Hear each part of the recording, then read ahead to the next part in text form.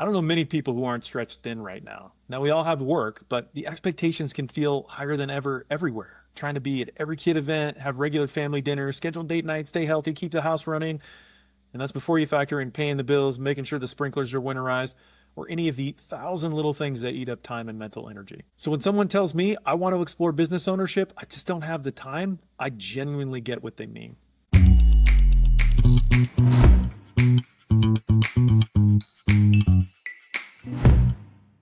I've talked before about how to make time in prior videos, and I'll drop a link to one of those in the videos below. But what I've noticed both with myself and others is that not having time is often just the surface issue.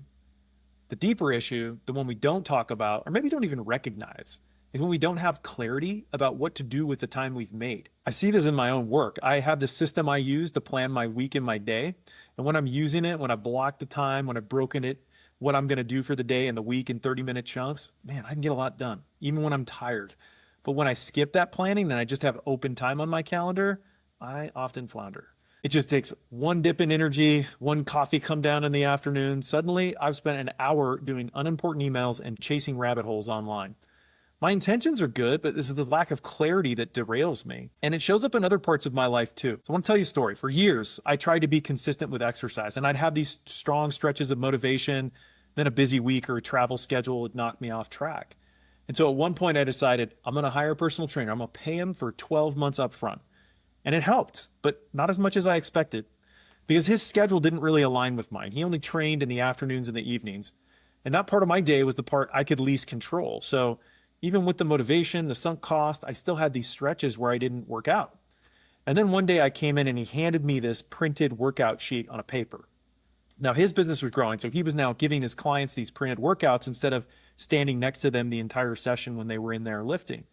And a few weeks into this new approach, something clicked for me. I realized I didn't actually need him next to me. What I needed was this clear plan to follow. And whenever I used to go to the gym alone, I'd just wander around. Often I'd cut my workout short.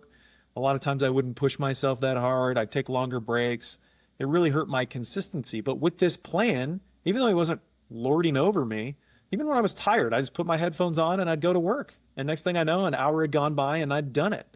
I knew exactly how much needed to get done during that time, and I just powered through it. Having that plan, it really removed the mental load for me. It removed this friction around just even figuring out what to do. And that's when consistency finally took hold for me. So instead of renewing with this trainer, I actually found a full year lifting program. I downloaded it from online, printed it out, put it in this notebook I had, and I committed to morning workouts. That was the time of the day I could actually protect. And it worked. And it turns out a plan plus protected time is really the key to consistency. Now, exploring business ownership is no different. You have protected time, but you don't have a plan, you're probably wasting a lot of that time. And if you have a plan but no protected block, life is just going to eat that intention away. And if you have neither, you're probably going to be telling yourself a story about how you're procrastinating when the real issue is the cognitive load is there. The real time gap often isn't about hours, it's often about clarity. When you define what you're going to do before you sit down to do it, like the work becomes manageable, even when you're tired, even when you're stressed. And so here's one simple place you can start. Take whatever time you are able to commit weekly to explore business ownership and use the 80-20 rule. The first 20% of the time you use to plan. The remaining 80% you use on executing the plan. So if you got 3 hours you're going to commit in a week, that's about 30 minutes of planning time. So block that 30 minutes on your calendar, protect it like an appointment, and spend that time figuring out what am I going to do with the other 2.5 hours that I'm going to be exploring this.